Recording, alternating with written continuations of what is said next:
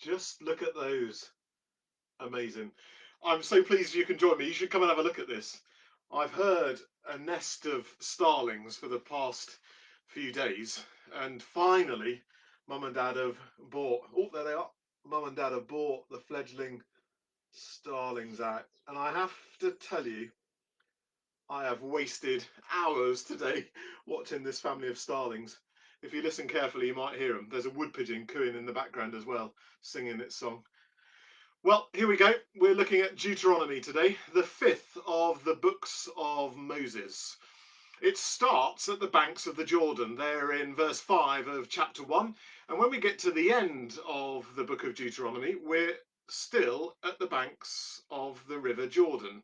It doesn't move much in terms of the narrative.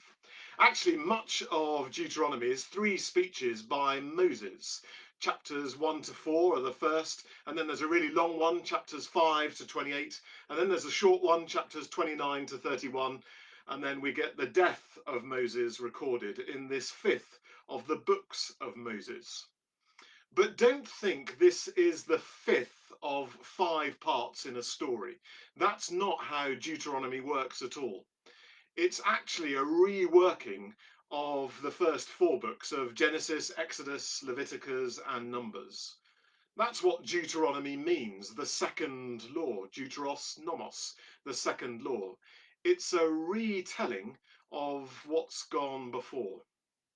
And I see it a bit like this. You can watch all kinds of nature documentaries, but there's nothing better than getting up off the sofa from watching a documentary or up out of your chair where you've been reading about nature to engage with it, to immerse yourself in it, to look at it, to study it. And that's basically what Deuteronomy is all about. In Deuteronomy chapter 30, there's an invitation: choose life.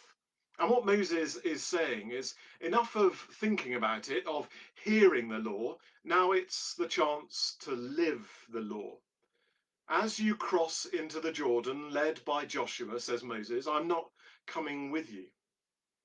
You need to work it out for yourselves. I can't tell you anything else. You know it all. Now what's before you is a series of choices. You've got to live it.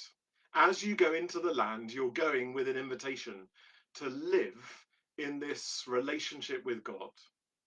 That's what Deuteronomy is all about. It's not about the land. That's, if you like, the wedding present. What is being offered to the Israelites is an invitation to live out a married relationship, to live out a covenant relationship with God. It's easy to just look through the book of Deuteronomy and think it's all about laws and the land itself. No, that's just the gift. The real invitation is to live out the relationship, to live out the covenant relationship which God makes possible.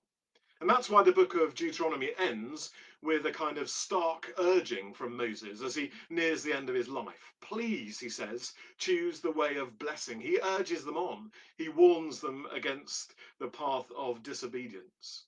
God is giving you these gifts, he said, the gift of land. But the greatest gift is to go into the land and to live out that covenant relationship which God has made possible, which God is about to invite Israel to go into and to explore as it works out what it means to be a nation with its own land, its own people given its own land. So then it's an invitation to get off the sofa, to stop the studying, to stop the thinking about it, and to immerse themselves into the reality of what's before them. The land is just the other side of the Jordan. Moses says, go into it and live out all that God makes possible. Choose life, he says.